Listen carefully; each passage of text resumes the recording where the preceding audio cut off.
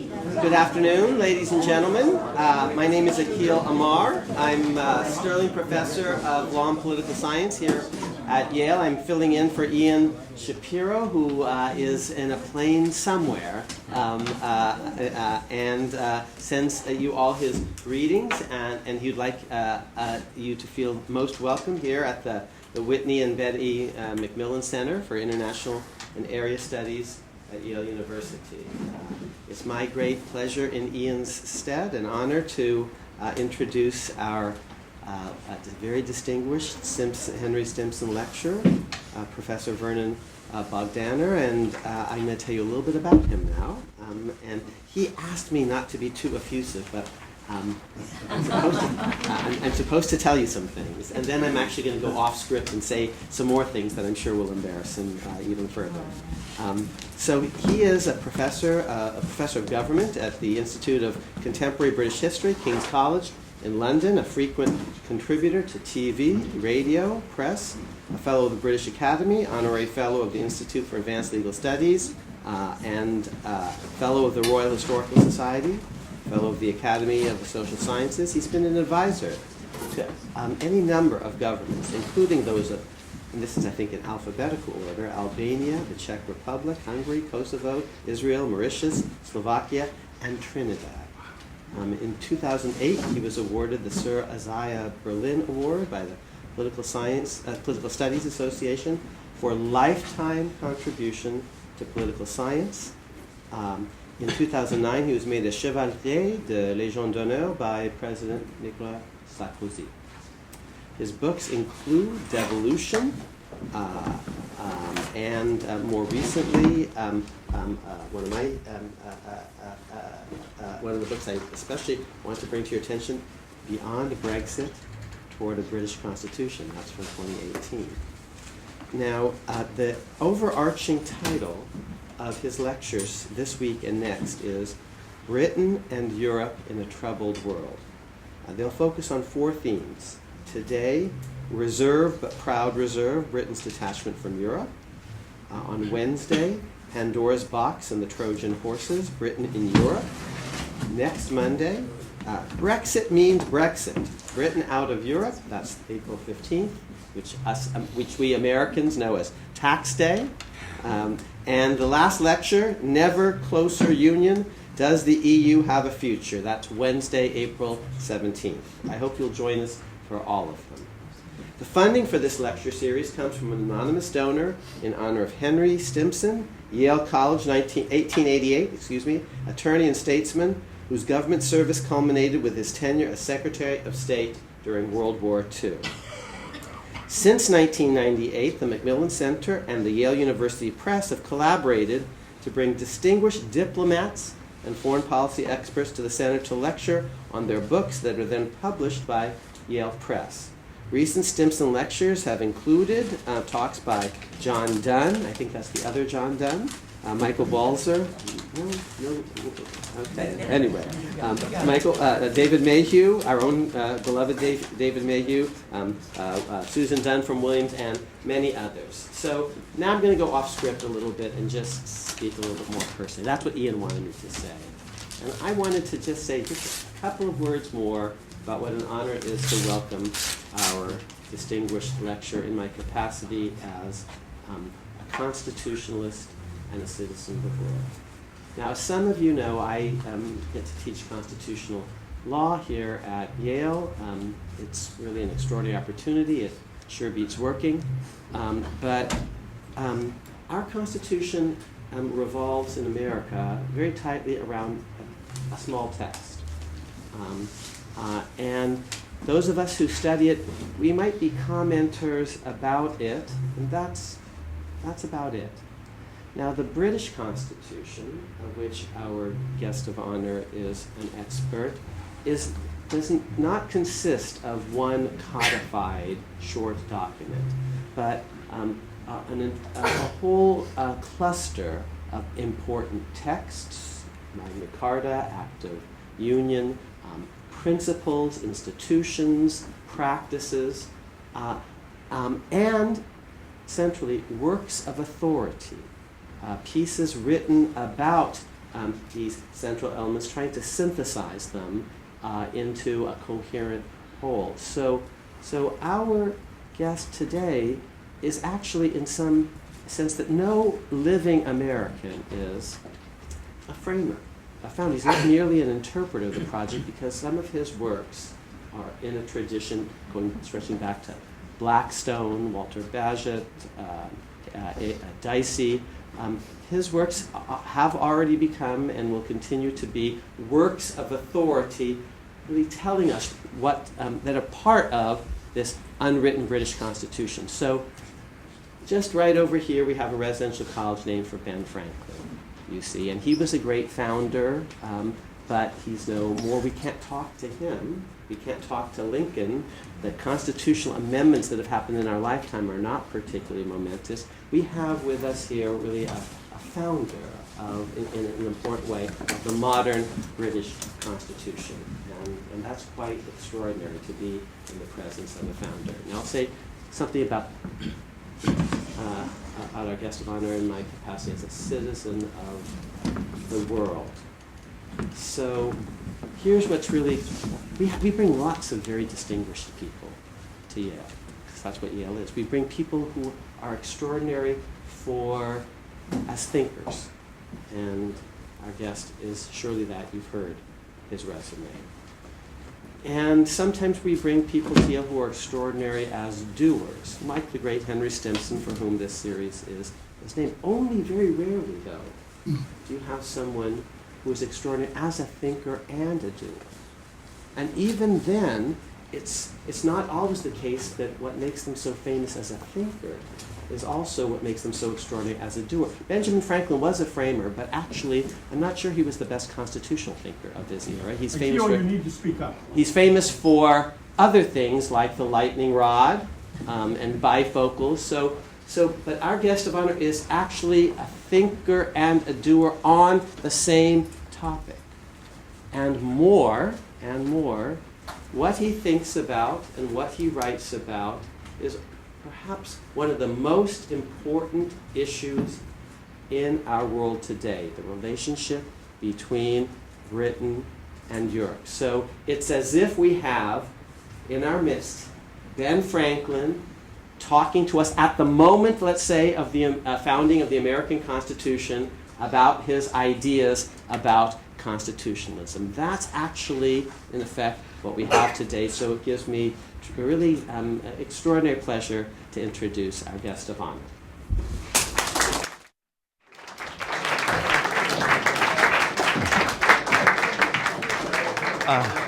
Well, Acheson, thank you for that generous introduction, and you've really embarrassed me more than I thought possible.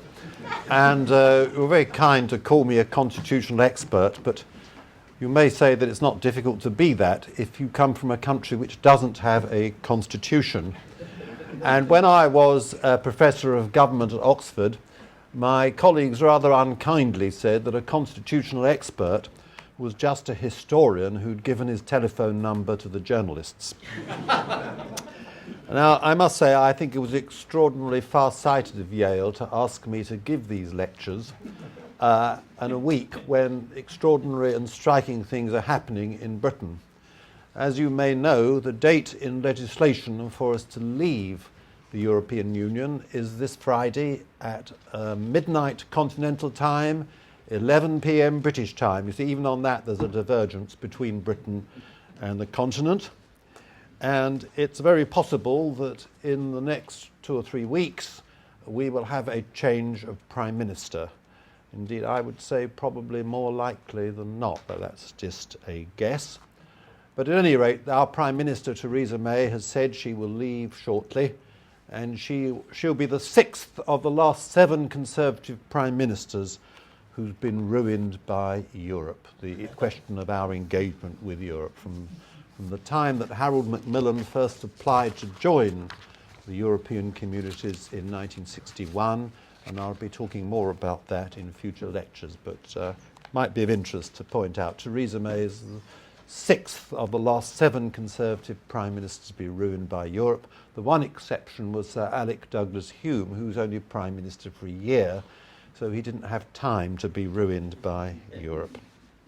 Now, I hope these lectures cast light not on just this topic, but also on much more fundamental problems of modern politics, the grand themes of nationalism and internationalism, sovereignty and identity, and perhaps most fundamental of all, the question of whether a nation can or should escape from its history, which is a problem of particular significance to a country such as Britain, with its long evolutionary and, on the whole, peaceful history. Perhaps it's worth pointing out the British monarchy can trace its origins back to the 7th century, and Parliament has its origins in medieval times. And the question perhaps worth asking is whether that history remains an inspiration, or is it instead a constraint preventing Britain from adjusting effectively, coming to terms with the modern world. And I think the working out of these themes is as important to Americans as it is to us in Europe. And Henry Stimson was, of course, himself concerned, as Franklin Roosevelt's Secretary of War, with the post-war reconstruction of Europe, though the main problems he faced were connected with Asia. But he was most definitely an internationalist, and during his lifetime it was absolutely clear that America could not but be concerned with what was happening in Europe. Now, perhaps Europe first impinged upon America at the beginning of the 20th century. In 1911, there was a crisis between the European powers that could have led to war, when Germany sought to contest French claims to a sphere of interest in Morocco, which was to become a French protectorate in 1912. And Britain at that time had an entente with France and supported France in the diplomatic dispute, which ended peacefully. But after the crisis had been resolved, America's former president, Theodore Roosevelt, incidentally, one American student of mine once told me that the Republican Roosevelts pronounced their surname Roosevelt, while the Democratic branch of the family pronounced their surname Roosevelt. I've never heard that confirmed or indeed refuted by anyone. I wonder if anyone can tell me whether that's right or not. I'd be grateful. Anyway, Theodore Roosevelt told the German ambassador that if Germany had overrun France, the United States would not have remained neutral. And the ambassador said this seemed contrary to the Monroe Doctrine. And Roosevelt replied in the following way. He said, as long as England succeeds in keeping up the balance of power in Europe, not only in principle but in reality, well and good. Should she, however, for some reason or other fail in doing so, the United States would be obliged to step in, at least temporarily, in order to re-establish the balance of power in Europe, never mind against which country. And he then added, in fact, we are becoming, owing to our strength and geographical position, more and more the balance of power on the whole globe. And that is an astonishing prediction of the course of 20th century history, because, of course, twice in the 20th century, Americans felt they were compelled, as Theodore Roosevelt had said, to step in to protect the balance of power in Europe and resist German attempts to become the dominant power on the continent.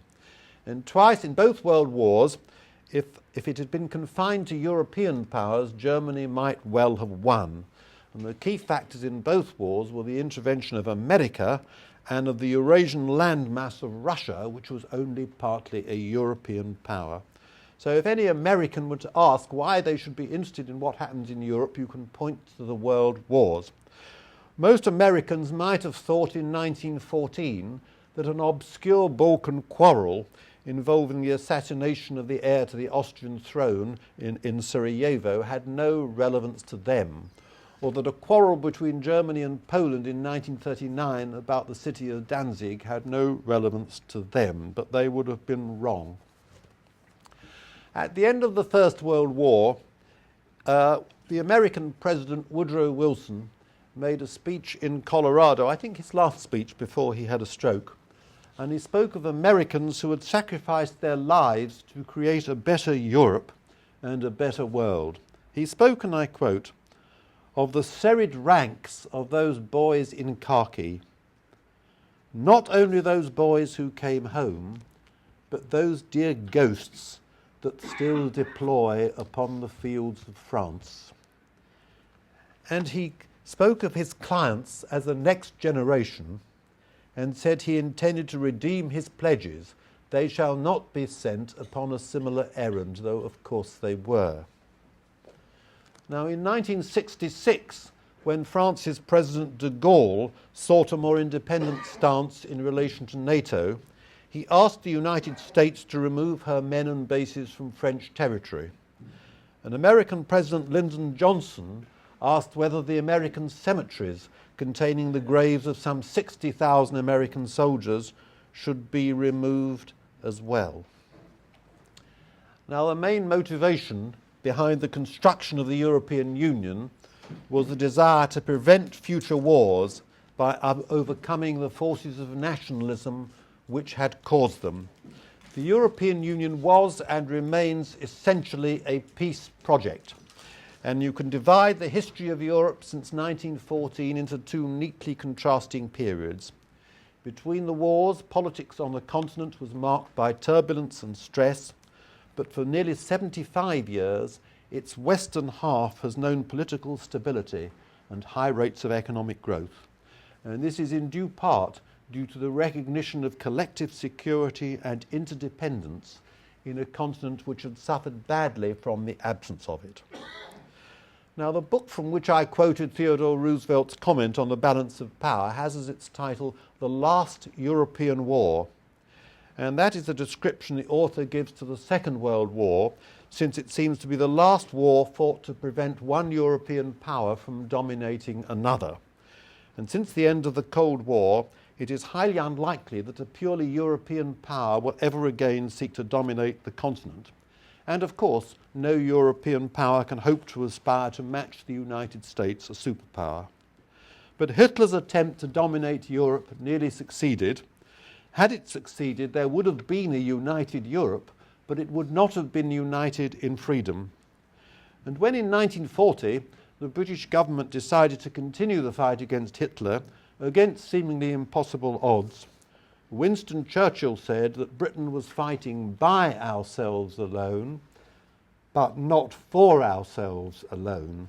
His aim was to liberate Europe, and once that had been achieved, European leaders had to decide how such future catastrophes could be avoided. And they came to the view that Nazism and fascism were but extreme examples of nationalism, and that Europe would not know peace until nationalism had been transcended. Now, at the beginning of the 20th century, the force of nationalism had appeared to be an essential ingredient of self-government and therefore of democracy. The ideal of self-determination within national states was founded on the 19th century liberal view that humanity was naturally divided into nations and that every nation should have its own state. It was a doctrine championed with great enthusiasm by the American President Woodrow Wilson, and in Europe the 20th century ideal of self-determination was perhaps best symbolized by Joseph Pilsudski, the Polish leader between the wars, who tried, though without success, to create a multinational Polish state in which not only Poles but minorities, Jews, Ukrainians, Lithuanians and Germans would feel comfortable. Pilsudski had begun as a socialist, but when he led the movement for Polish independence, his former socialist comrades reproached him, and he rejected them with the following words. He said, "Comrades, I rode on the red-painted tram car of socialism as far as the stop called Independence, but there I alighted." And he then added, "You are free to drive on to the terminus if you can, but please address me as sir." Now, what Pilsudski said in a way symbolizes the 20th century, because in the 19th century, Karl Marx had predicted a future based on class war and revolution.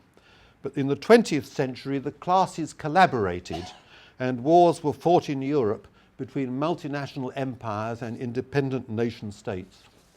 And after the fall of communism at the end of the 20th century, popular nationalism, long suppressed by communism, broke up the Russian Empire created by the Tsars and extended by Stalin, as well as the two multinational states created in 1919 by the treaties ending the First World War, Czechoslovakia and Yugoslavia. And the legacy of Woodrow Wilson's ideal of self-determination was shown to have outlasted that of Lenin. In the 19th century, most liberals welcomed the advance of nationalism, which they associated with government by consent. For consent, so it seems, was most easily conferred within a national community. The Italian liberal Giuseppe Mazzini saw nationalism as an analogue on the political level to individual freedom. Mazzini hoped to see a Europe of independent nation-states freely cooperating together for the good of their peoples. Individual and collective self-determination was seen not only as compatible, but indeed complementary. And it was for this reason that liberals supported nationalism against its enemies, whether those enemies were clerical, reactionary, or monarchical. In Britain, it was the struggle for Italian unity and self-determination, the Risorgimento, which persuaded Gladstone to switch from the Conservative to the Liberal Party. In November 1914, another Liberal Prime Minister, Asquith, declared that one of Britain's war aims was to ensure that the rights of the smaller nationalities of Europe are placed upon an unassailable foundation. He was, of course, thinking of Serbia and of Belgium.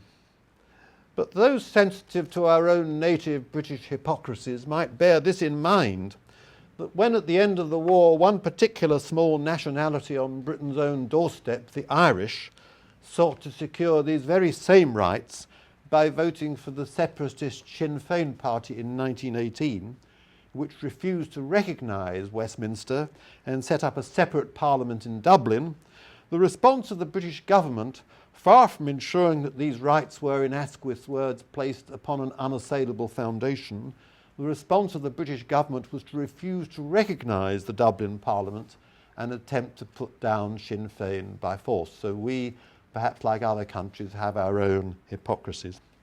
Now, men such as Gladstone and Asquith could not foresee that the generous impulses behind the Risorgimento would lead in Italy to a fascist regime led by Mussolini, who was to prove the model for Hitler.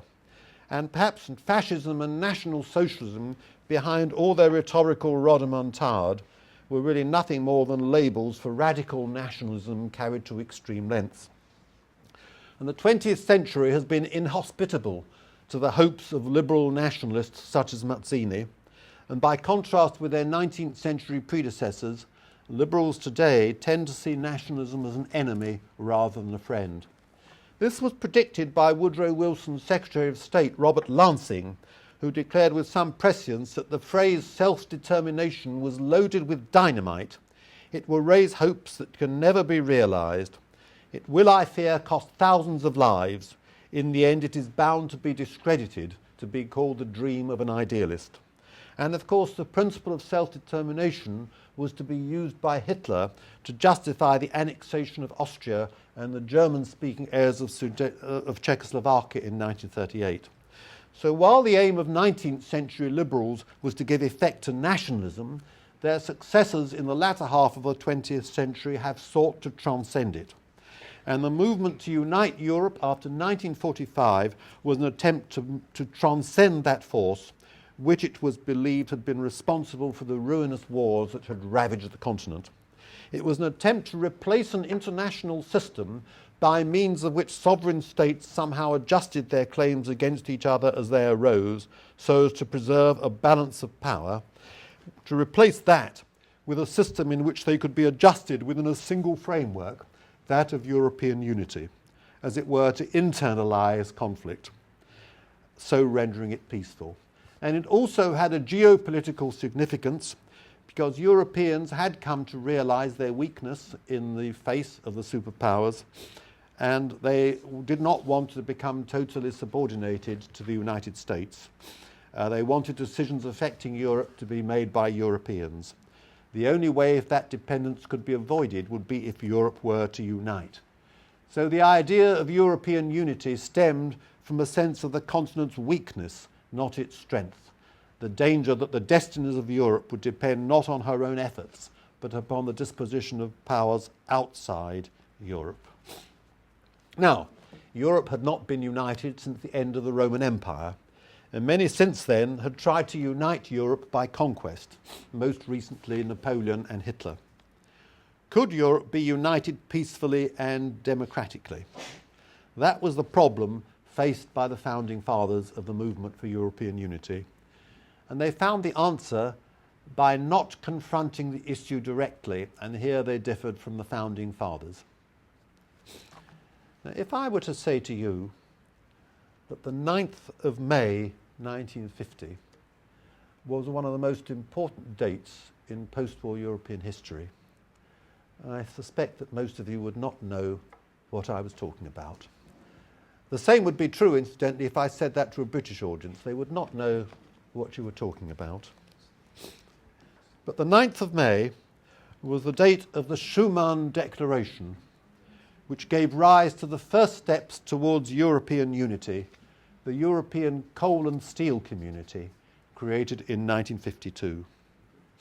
And one commentator said, every decade that passes confirms this event as one of the landmarks of the century. The implications go well beyond Europe. Now, Robert Schumann, who was the foreign minister of France, the author of the Declaration, had been born in Luxembourg, but had spent much of his early life in the border area of Lorraine, which was part of Germany until 1919, having been conquered by Bismarck in his war against France in 1870. Schumann had been conscripted to fight for Germany in 1914, but had been rejected on health grounds. In the Second World War, he had been a member of the French resistance, so he had been a German citizen before becoming a French citizen at the age of 32. He regarded himself as a Franco-German. However, he was not the prime mover of the project. That honour belongs to Jean Monnet, a diplomat and international civil servant, a remarkable man, never elected to any public office or holding any post in any national government. He wielded greater influence in the 20th century than almost all elected politicians. He's regarded as the first statesman of interdependence. And as early as 1943, he said, there will be no peace in Europe if the states are reconstituted on the basis of national sovereignty. The countries of Europe are too small to guarantee their peoples the necessary prosperity and social development. And it was Monnet who wrote the Schumann Declaration. It might well have been called the Monnet Declaration. The movement for unity began with the regulation of the production of coal and steel under a supranational authority, the European Coal and Steel Community. It continued with the Treaty of Rome, 1957, establishing the European communities, sometimes called the Common Market, which became a single community in 1967, and then with the Treaty of Maastricht in 1992, establishing the European Union and providing for a common European currency, the euro. And the Schumann Plan was intended as the answer to a practical problem, that of reintegrating West Germany into the economic life of Western Europe, so as to ensure revival. And the problem was perhaps a bit easier because Germany was not only defeated but divided at that time. And the plan was based on a mixture of fear and hope. The fear that the recovery of German industrial might would lead to war, and the hope that coal and steel could be turned into weapons of peace to undermine the basis of antagonism. Now, Edward Heath, the Prime Minister who took Britain into the European community in 1973, told the House of Commons in 1975 rightly that the purpose was political. He said the European community had been founded for a political purpose. It was not a federal but a political purpose. The political purpose was to absorb the new Germany into the structure of the European family, and economic means were adopted for that very political purpose. Economic means for a political purpose. Now, this community was devised during the period of the Cold War when Europe was divided, but the movement to integrate Europe was not intended to ratify the division on the continent. On the contrary, the founding fathers saw it as a step towards the complete unification of Europe, since a united Germany firmly anchored in Europe would be the best guarantee the Russians could have that there would be no revival of German aggression.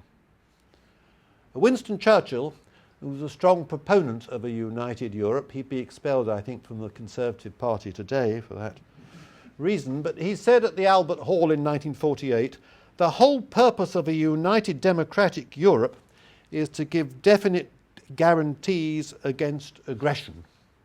The creation of a healthy and contented Europe is the first and truest interest of the Soviet Union. We therefore hope that all sincere efforts to promote European government and stability would receive as they deserve the sympathy and support of Russia." And speaking in Brussels in 1949, Churchill said with great prescience, "The Europe we seek to unite is all Europe." Now, the mechanism proposed for the coal and steel community was that the production of coal and steel in France and Germany be placed under a common authority called the High Authority, a transnational body whose members were to be appointed by the member states, but were not to represent the member states. They were to represent a common European interest which transcended the interests of the separate states. They were to embody a European perspective, not a national perspective. And the purpose was to make war not only unthinkable, but materially impossible, because France and Germany would be in an embrace so close that neither could draw back far enough to hit the other. And this plan marked the birth of European unity. The coal and steel community, like the European Union, had a Council of Ministers, a Court of Justice and a Common Assembly, a European Parliament in embryo, though that Common Assembly was not directly elected but appointed by the various national parliaments.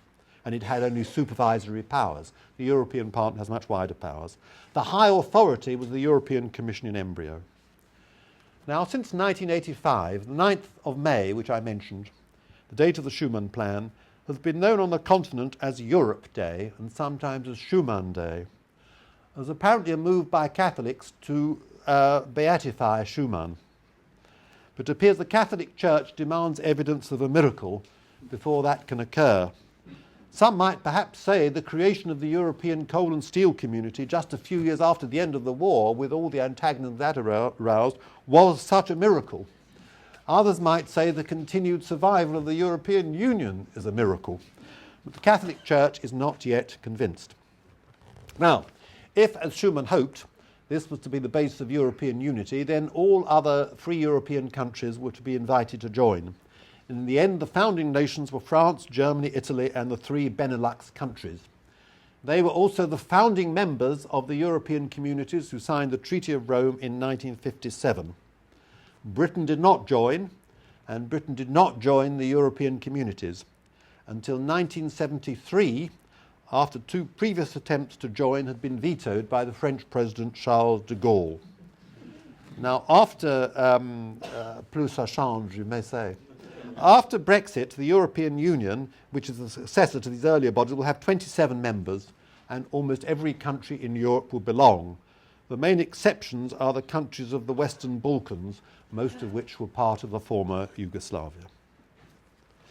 Now, in his memoirs, Dean Acheson, the United States Secretary of State from 1949-53, he calls his memoirs Present at the Creation, a good title, because these were the formative steps that were absolutely fundamental.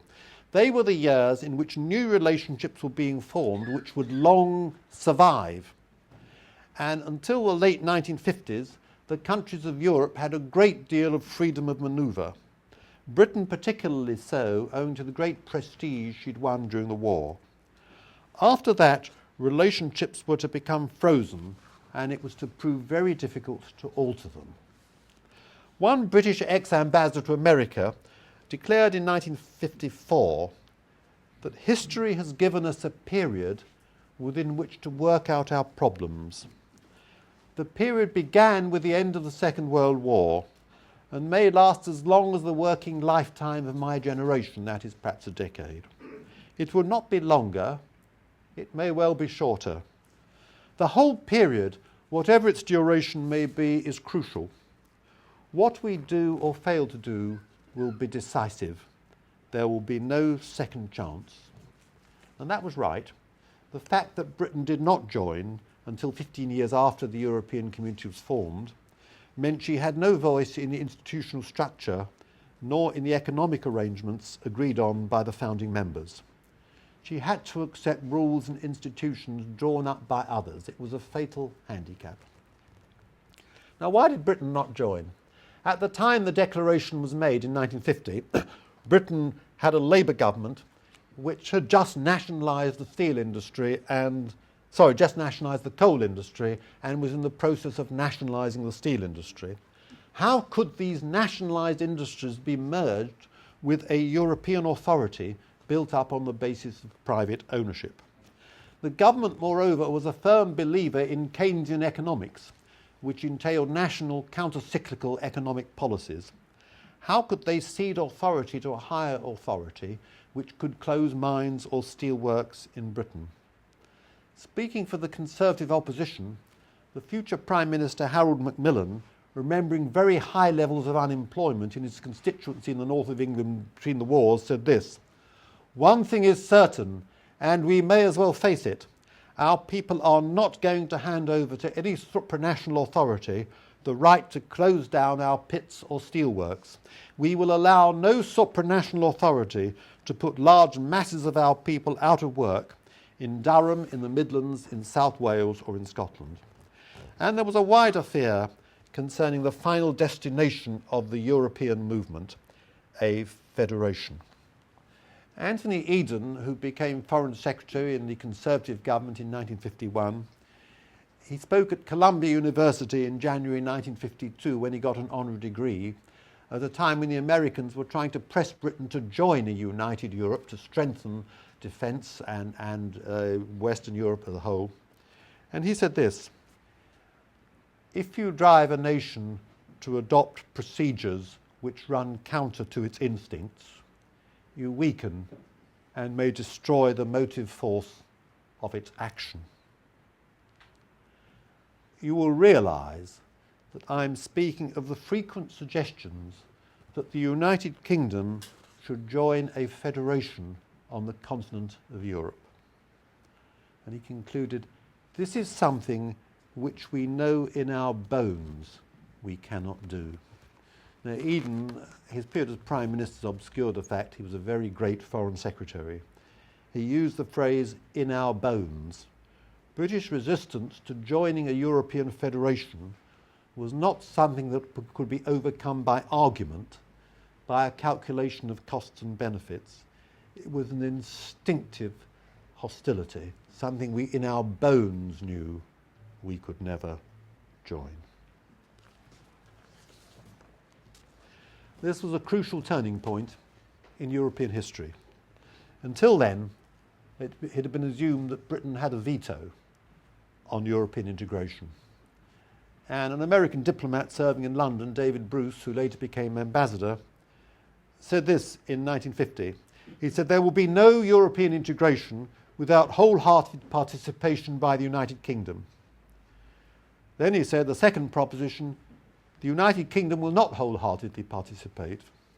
So the third proposition was, ergo, there will be no purely European integration. And that assessment was shared by British officials, one of whom made the arrogant comment in 1948, "If the United Kingdom does not lead the movement, it will not occur, for no other country in Europe has the moral authority and the organising capacity." Now, the success of the coal and steel community showed the Europeans they could build a united Europe without Britain. Britain was not, as it were, present at the creation. Robert Schumann, when he produced the plan, he said the nations of Europe shared a common destiny. And Britain has always been ambivalent about whether she shares that destiny or not. And that ambivalence is well exemplified in the career of the greatest of British 20th century statesman, Winston Churchill, who'd been a strong supporter of a united Europe, but could not quite make up his mind as to whether Britain herself should be part of it. Now, in the post-war years, Churchill's involvement in the European cause came about in a curious way. He had been defeated in the general election of 1945, and just over a year after the end of the war, in September 1946, he was due to make a speech at Zurich University. But he was apparently in a very grumpy mood before the speech. And his son-in-law, Duncan Sandys, who was also a Conservative MP, asked him why he was so grumpy. And Churchill said he was due to make a speech comparing the British parliamentary system and the Swiss cantonal system of government. And Sandys said, "You know nothing about that." And Churchill said, "That is why I'm so irritable." Sandys suggested, instead of a speech on comparative government, Churchill should instead speak on the question they had been discussing that very night at dinner, the future of Europe. And that was how the Zurich speech came to be born. And Churchill said, "When the Nazi power was broken, I asked myself what was the best advice I could give my fellow citizens in our ravaged and exhausted continent. He said, my counsel to Europe can be given in a single word: unite.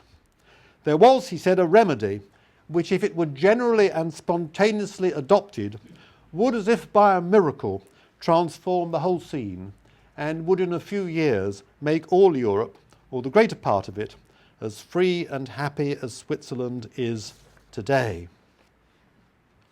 And he then said, "I'm going to say something that will astonish you. The first step in the recreation of the European family must be a partnership between France and Germany. There can be no revival of Europe without a spiritually great France and a spiritually great Germany." And that was said just 16 months after the defeat of Nazi Germany.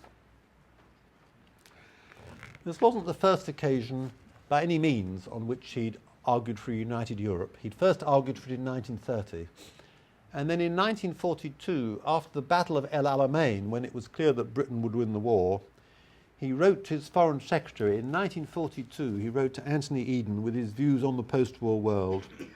He said, "I must admit that thoughts rest primarily in Europe, the revival of the glory of Europe. Hard as it is to say now, I look forward to a United States of Europe, in which the barriers between the nations will be greatly minimized and unrestricted travel will be possible."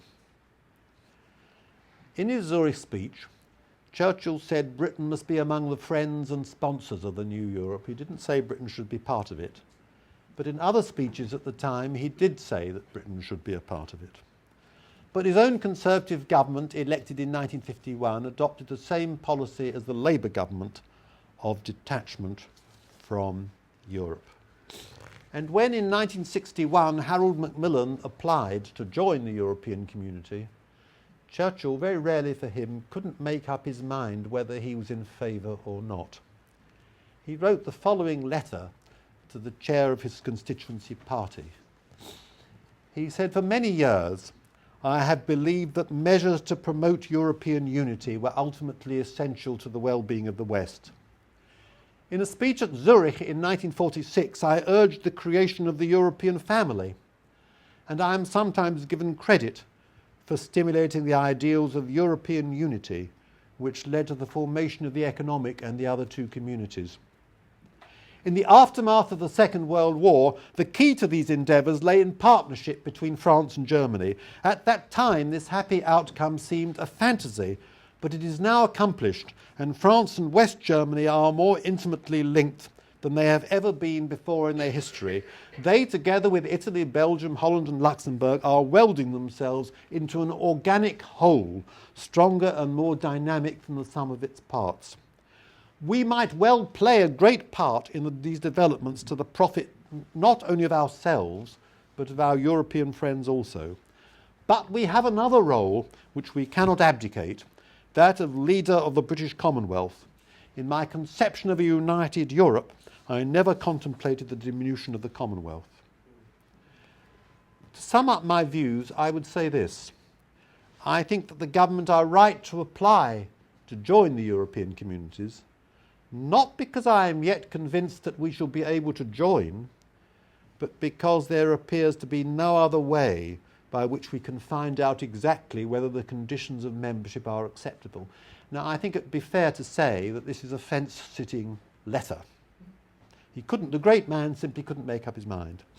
But after de Gaulle's veto in 1963, Churchill drafted a letter to the Belgian statesman Paul-Henri Spaak saying, "The future of Europe, if Britain were to be excluded, is bleak indeed."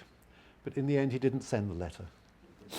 And the key question is, what would have been his attitude when he came to realise the Commonwealth, whatever its value, could not be a substitute for empire? In other words, it was not a political unit. And Edward Heath, who was a colleague in his peacetime government, later wrote that Churchill's reluctance was based on circumstance.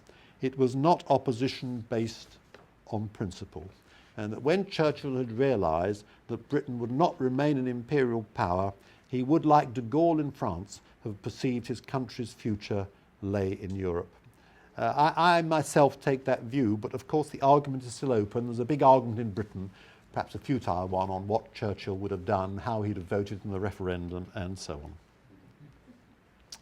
Now, you may think all this is odd, because Britain, after all, is geographically part of Europe, though many in Britain are accustomed to speak of Europe when they mean the continent.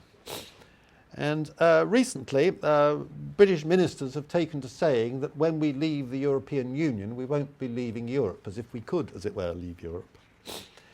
But we've never been able to give a definitive answer to the question of whether politically we belong or not. And I think to most Americans, this attitude may seem rather odd. After all, Dover is 27 miles from Calais. On a clear day, you can see the French coast from Dover. And the Channel Tunnel, opened in 1994, links Britain even more closely to the continent. You may say we're no longer an island even. Perhaps Europe looks more united from America than it does to Europeans themselves. The British historian A.J.P. Taylor once said on that issue, "No doubt all the inhabitants of the world look the same when viewed from the moon. All sheep look alike to us, and probably we all look alike to sheep."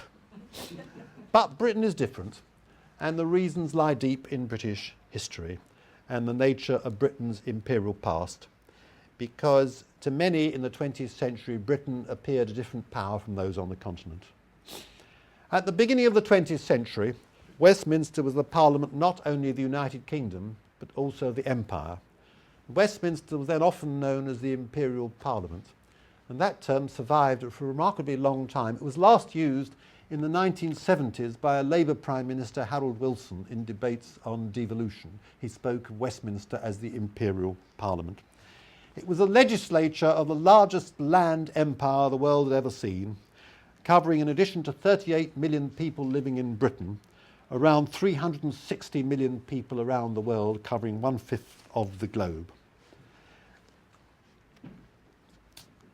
And therefore, the political answer to whether Britain was part of Europe was not as clear as the geographical answer.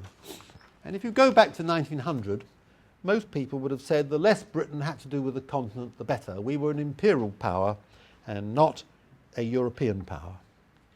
In 1938, when it seemed that Britain might have to go to war because of the conflict between Germany and Czechoslovakia over the fate of the German-speaking inhabitants of Czechoslovakia, Neville Chamberlain, the Prime Minister, broadcast to the country saying this: "How horrible, fantastic, incredible it is that we should be digging trenches and trying on gas masks because of a quarrel in a faraway country between people of which we know nothing." And he's been much criticised for this statement. It probably did reflect the feelings of many people in Britain. And a year later, we were to go to war because of a quarrel in another faraway country, Poland. But the British people would not have regarded Canada, Australia or New Zealand, which are far further away in geographical terms, as faraway countries. These were countries in which many people had relatives.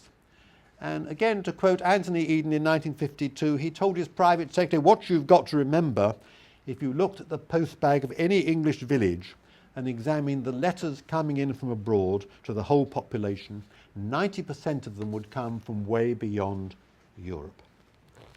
Now, because of her island situation, her trading position was quite different from that of the continental powers.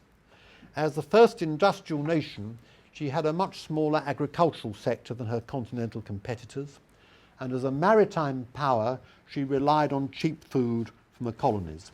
Her commercial system was based on free trade, unlike the high tariff countries of the continent with their large agricultural sectors. And because she was a maritime power and an island, she could rely on the navy to defend her. Unlike continental countries, she did not need a large army, and she did not have conscription in peacetime until April 1939, just 5 months before the outbreak of the Second War. In 1900, Britain had no troops on the continent at all, and she did not agree to maintain troops on the continent until 1954. We had, at that time, before the First World War, no European alliances until the Entente, except with Portugal. We lived in splendid isolation, protected by the Navy and the Empire. You may remember the words of John of Gaunt in Shakespeare's Richard II. This fortress built by nature for herself against infection and the hand of war. The infection presumably comes from the continent. So Britain had a policy defined by Disraeli as one of reserve, but proud reserve. Now that period of isolation, though it's long gone, still retains some of its impact upon the British people. And that was what President de Gaulle of France said when he first vetoed the British application to join the European Community in 1963. He said that the Treaty of Rome, which established the European communities, had been signed in 1957 by 6 continental states, which were of the same nature. Britain, by contrast, was insular. She is maritime. She is linked through her exchanges, her markets, her supply lines to the most diverse and often the most distant countries. She pursues essentially industrial and commercial activities and only slight agricultural ones. So de Gaulle said the nature, the structure, the very situation that are England's differ profoundly from those of the continentals. But could Britain change? Could she become European? Well, de Gaulle's successor, Georges Pompidou, certainly thought so. And in 1971, Edward Heath came to visit him to successfully negotiate Britain's entry. And Pompidou gave a press conference in which he said this. He said he'd asked Edward Heath what he thought of Europe. In other words, whether Britain was really determined to become European, whether Britain, which is an island, was determined to tie herself to the continent, and whether she was prepared consequently to loosen her ties with the open sea, towards which she has always looked. And Pompidou summarised Heath's response. And I can say, he said, that the explanations and views expressed to me by Mr. Heath are in keeping with France's concept of the future of Europe. But were they in correspondence with the concept of the British people towards Europe? This is not at all clear. Now, of course, the 20th century had shown Britain could not isolate herself from the continent. She fought many wars because of Europe. But nevertheless, in her history, the main events which have defined British consciousness are events that occurred when Britain was alone, confronting a hostile continent under Napoleon and, of course, Hitler. And that's why Dunkirk is seen in Britain not as a kind of defeat, but something of a victory. And this was well summed up by the king at the time, George VI, who wrote to his mother, perhaps not appreciating the danger Britain was in, "Personally, I feel happier now that we have no allies to be polite to and to pamper." And the king's official biographer says, and in these sentiments he was at one with the vast majority of his subjects. And 1940 showed that Britain didn't stand or fall in the same way as the countries of the continent, that when France was defeated, she was defeated. When Britain was defeated, she could withdraw from the continent, and because she was an island, could carry on the fight. So her fate was not bound up with that of the continent. The same, of course, is true of Russia for a very different reason, of the vast Eurasian landmass. And of course that war emphasised the differences between Britain and the continent. Britain was the only one of the European combatants which had been ruled neither by a fascist or Nazi government, nor invaded by the Nazi or fascist powers. In consequence, she was the only country whose institutions remained intact during the war. Most of them had to adopt new constitutions and to come to terms with the experience of fascism, Nazism, or collaboration. To put the point somewhat crudely, young people on the continent had to ask themselves whether they could be proud of what their parents or grandparents might have done in the war. People in Britain didn't have to ask that question. And one Bulgarian political scientist has said, being European is about being aware of what we did.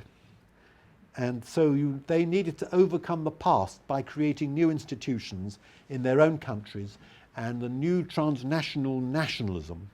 The sense of being European was a state of mind born of defeat, occupation, and the gulf between those who collaborated and those who resisted. Now, Britain, through the accident of geography, did not share those feelings. And they saw themselves still as a great power. And the same British ex-ambassador to the United States I've already quoted said in 1954, "What is noteworthy is the way we take this axiom that Britain is a great power for granted. It is not a belief arrived at after reflection by a conscious decision. It is part of the habit and furniture of our minds, a principle so much at one with our outlook and character that it determines the way we act without emerging into clear consciousness." But it was not taken for granted, of course, abroad when the facts of the loss of empire and Britain's economic weakness were painfully apparent. So there was this huge difference in national psychology. And the psychology of self-confidence was well expressed by the Labour post-war Prime Minister Clement Attlee in one of the last, if not the last, speeches he ever made in 1967 to a Labour committee called the Common Market Safeguards Committee, which is a euphemism for Britain not joining Europe. And I should say that Attlee was a very laconic and terse speaker who never wasted words. And he said this, his speech was very short and laconic. He said, "The common market, the so-called common market of 6 nations, know them all well. Very recently, this country spent a great deal of blood and treasure rescuing 4 of them from the other 2. And then he sat down. And Jean Monnet wisely said, "Britain had not been conquered or invaded. She felt no need to exorcise history." From that point of view, her commitment to the continent was bound to be limited, so perhaps de Gaulle was right and Pompidou was wrong. It was not that we were not a cooperative power in Europe. We were perfectly happy to cooperate as long as that did not involve any commitment to a supranational organisation. That was the key worry that we had and which is still there.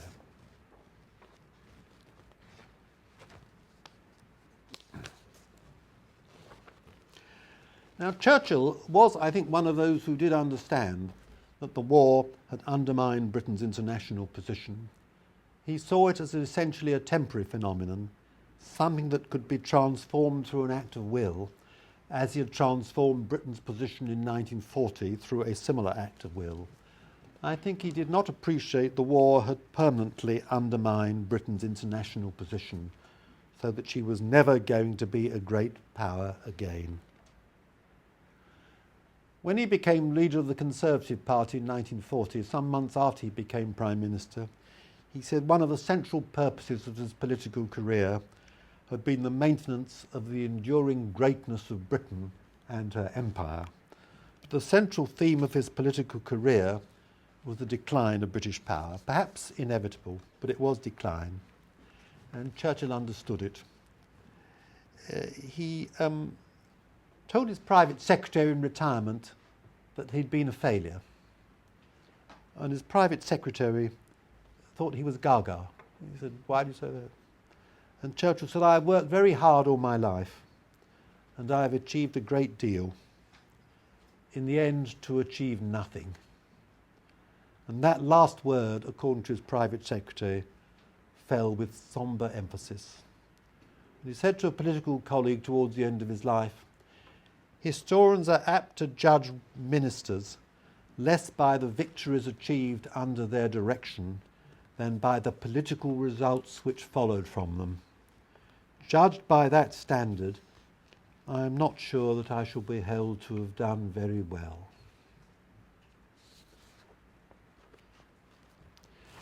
Now, in 1949, Robert Schumann had said, without Britain there can be no Europe.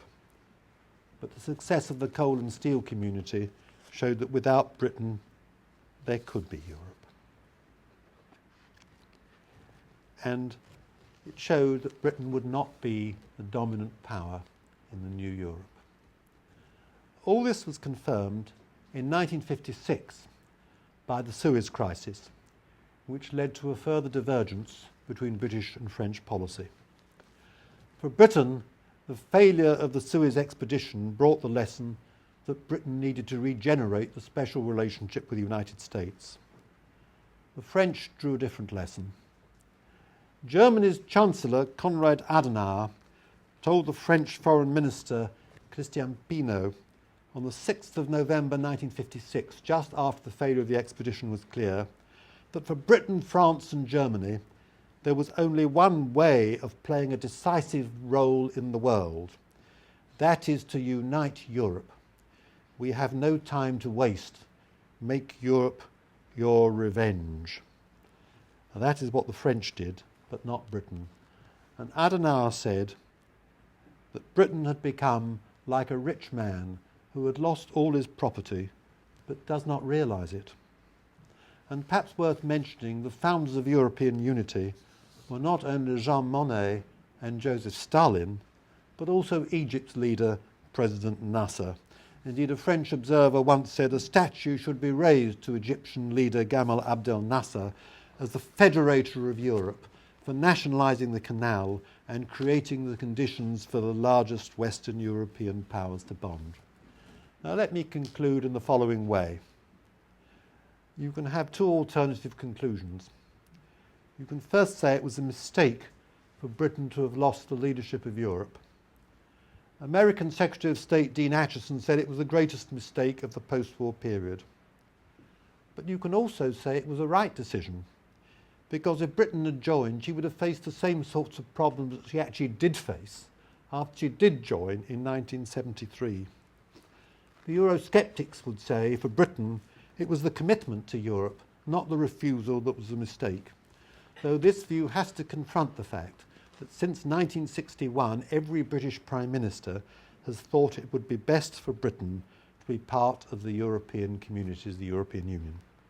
But when the Treaty of Rome was signed in 1957, hardly anyone suggested to Britain that she should join. And in particular, those who were later to advocate British membership were opposed to it. Harold Macmillan, for example, who was later to lead the government which made the application, said, "I do not believe this House would ever agree to our entering arrangements which, as a matter of principle, would prevent our treating the great range of imports from the Commonwealth at least as favourably as those from the European countries. So this objection, even if there were no other, would be quite fatal to any proposal that the United Kingdom should seek to take part in a European common market by joining a customs union." In the 1959 election, the first after the formation of the European communities, none of the party manifestos suggested that Britain should join, not even the small Liberal Party, which was to become the most enthusiastically pro-European of all the British parties. Its election manifesto did not mention Europe. And by contrast with the long and somewhat tortured discussion of the Schumann Plan in Britain, membership of the European community was hardly discussed at all. It was taken for granted that Britain should not join. The decision was taken by default because it was a reaffirmation of existing policy. To join would have implied a radical discontinuity of approach, an imaginative leap, a leap of faith perhaps. In 1954, the former British ambassador I've twice quoted said this: "We thought that the old Europe of independent quarrelling sovereign states was continuing. It was not. Something novel was happening, and perhaps British leaders were at fault in not recognising it. The British were to remain good Europeans in the sense of being in Europe and being committed to European security, but not in the sense of being of Europe. And the British attitude has not, in my view, fundamentally altered since these formative years. She has been uncertain, half in, half out, generally opposed to further integration, but unable to suggest any alternative commanding confidence on the continent. The pattern was set for better or worse in the 1950s. Moves on the continent towards European unity were seen as a problem, not as a challenge, much less an inspiration. And how British politicians sought to resolve that problem will be the subject of my next lecture. But it may be that all the arguments we hear today were first rehearsed in the 1950s, and there is nothing new to say. But nevertheless, I do hope to find some material for the remaining 3 lectures. Thank you.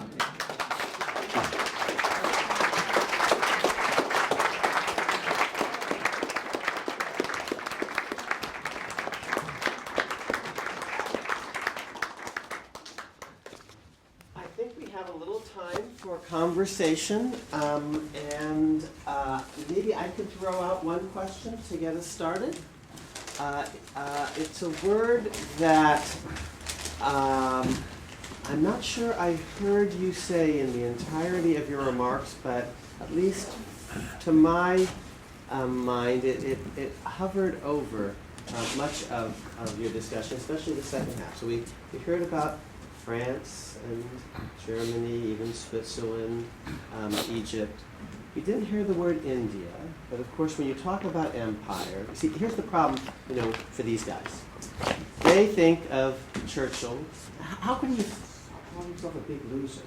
He's up there with Franklin Roosevelt, and he prevails, you see, against Hitler and against Mussolini. Stalin is a little bit more complicated, but he's the one who sees Stalin as the problem before Americans turn against Uncle Joe. But Americans, when they think, just play a word associated. Close your eyes and think, when I say Churchill, you think Hitler, Roosevelt, Stalin. You do not think Gandhi. And if you think Gandhi, you see, then you actually understand that Churchill is actually quite a big loser. The loss of this jewel in the crown in the empire is going to have very far-reaching consequences for British self-understanding and for for Churchill's own. That was a Freudian slip, you see, because my dad was born under the British Raj, and millions of Americans, millions, again, Freudian slip, of Indians died in famines because the Brits did not actually do so well by the Indian perspective, the massacre at Amritsar and these massive famines. Churchill has a lot to answer for to Indians. And so I'd like you to say a little bit more about that, because it's hovered over, for me, this entire very fascinating conversation. And I want you to share your thoughts on it. Well, India, as perhaps you've implied, was absolutely central to the British Empire, and it was governed from Westminster until the time of Indian independence. And it conditioned Britain's whole world policy in the 19th and early 20th century, because the defence of India was as important to Britain as the defence of Britain.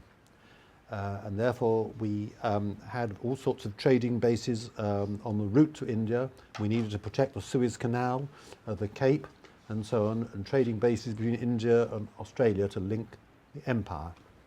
And British elites said, this is of fundamental importance to us, and as soon as we lose India, imperialists said, we shall cease to be a great power. And Churchill, who was an imperialist, certainly took that view. And I think it's probably fair to say that India is one of the few countries, perhaps the only country, where Churchill is not regarded as a hero for the reasons you have given. It is fair to say he was the strongest in condemnation of the Amritsar massacre in the House of Commons. He denounced that, absolutely. But he was against Indian independence, and he fought indeed against even a moderate Indian self-government for reasons which I think are worth looking at. that he said India at the time was divided, that 1/3 of India was governed by the Indian princes, who were, as it were, subordinate to British rule, but broadly autonomous in their domestic policies. And Churchill thought it would be very difficult to get the Indian princes to accept a united India. This was done through the doings of Lord Mountbatten, the last viceroy, who Churchill fell out with for this very reason. He also said that British rule is the only thing that keeps the different religions of India, particularly Muslims and Hindus, together. And that has not proved a wholly false prediction, because with Indian independence, Burma was not strictly, I think, part of India, but Pakistan and Bangladesh are now independent countries and facing great difficulties. And unlike India, they are countries governed by a particular religion. I mean, India is a secular country and liberal country, a great liberal democracy. Pakistan and Bangladesh really are not. And Churchill took the view it would be better if the whole Indian Empire held together. And of course, when Indian independence came, there were massacres on both sides, with Hindus in what is now Pakistan being slaughtered and expelled, and Muslims in India, the same happened to them. I think many people don't understand how little the British public were interested in the empire, just as perhaps they're very little interested in Europe. It's a matter for the elites, who wanted Britain to be a great power in the world and to be represented at the top table. Most people in Britain had much more mundane things to get on with in their lives. To give one extreme example, in 1950, a survey was done that asked the British people if they could name a single British colony. 49% could not. One person gave the answer Lincolnshire. And the empire, and this was why we managed to get rid of the empire without the traumas that affected, say, France or Portugal or Belgium. Most British people weren't interested, just as they're not, on the whole, very interested in Europe. They're interested in British affairs, what goes on in Britain, the problems they have domestically, the health service, the economy, transport, all the rest of it. And you get, I think, a false view of Britain by looking at Churchill. And Churchill himself recognised that. He said sadly to a colleague at the end of his life, "You know, I could have defended the British Empire against anyone except the British people." Why don't you stay there? Okay. We have 15 minutes or so for Q&A, and then there's going to be a reception in the common room. So, please. Hi. I would like to invite you to engage in some speculation. You mentioned at the beginning of your talk that Britain was not present at creation, that affected the structures that the future European Union would take. Yes. Of course, you then finished the talk saying that Britain was never going to be present at creation. But could you speculate somewhat on the counterfactual where Britain had been present? What would that alter in the DNA of the... Well, I should say, to declare my credentials at the beginning, that I was on the losing side in the referendum, that I voted Remain. And perhaps the implications of what I've said was that Britain should have been there.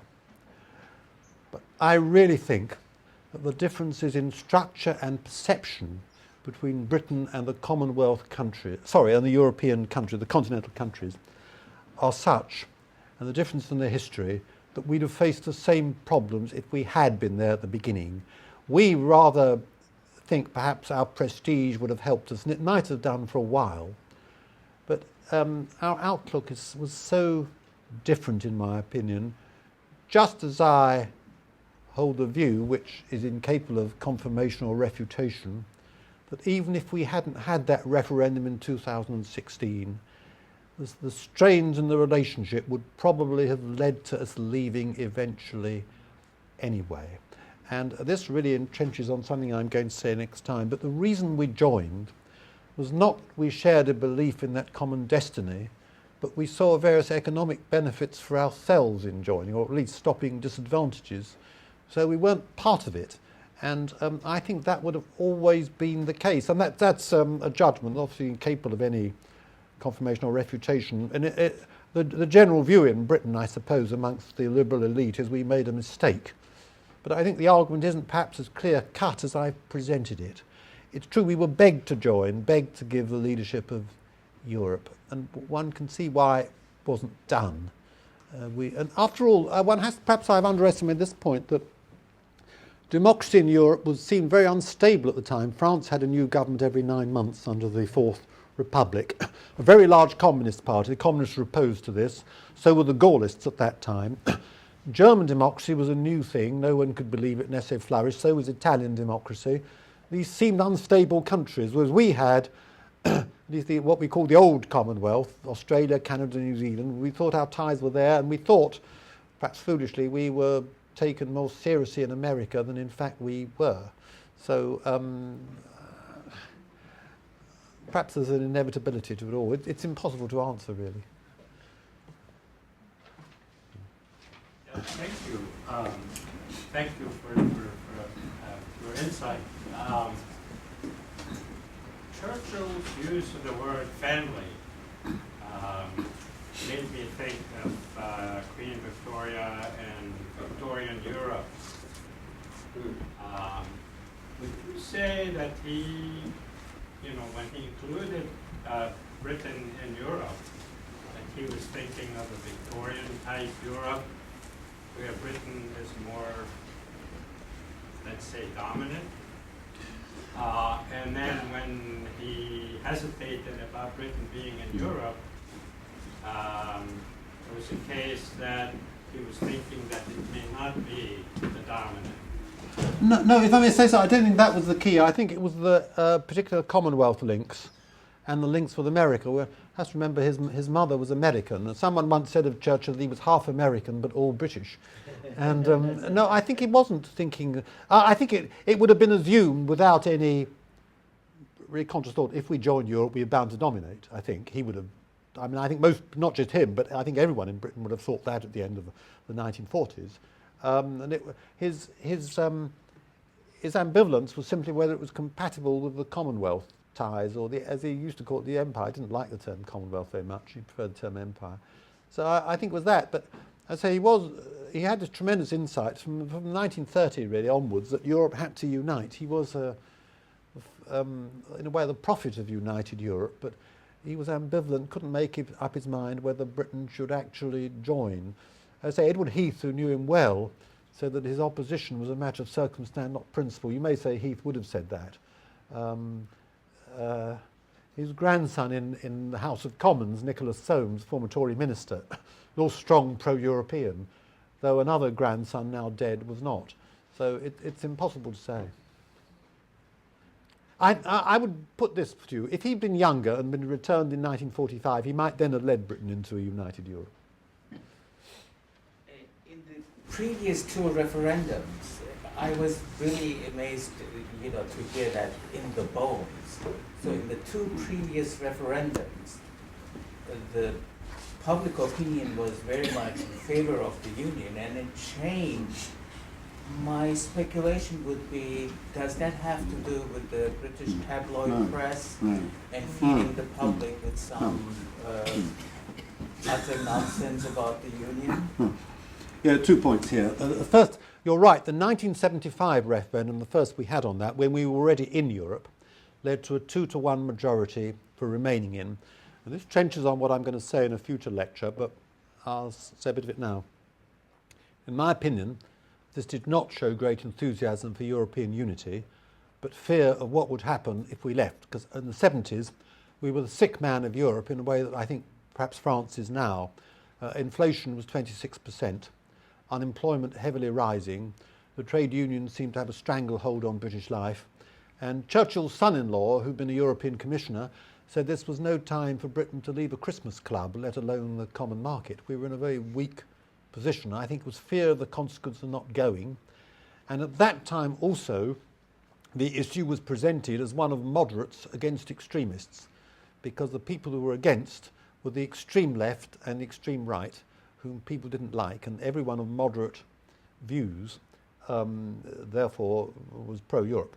Now, in the 2016 referendum, that wasn't the case.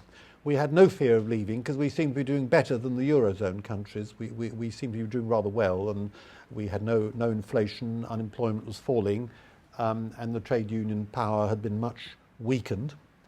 And there were many people on the moderate side of politics who did favour leaving Europe. It wasn't simply moderates versus extremists. In 1975, one of the pro-Europeans had said that if we leave Europe, we'll be in an old people's home for fading nations.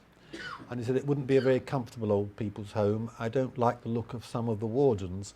Now, you may say that's true now of the wardens who are there, but I think those two factors, I think, if I may say so, I think you overestimate the influence of the press. I'm no scholar of the press.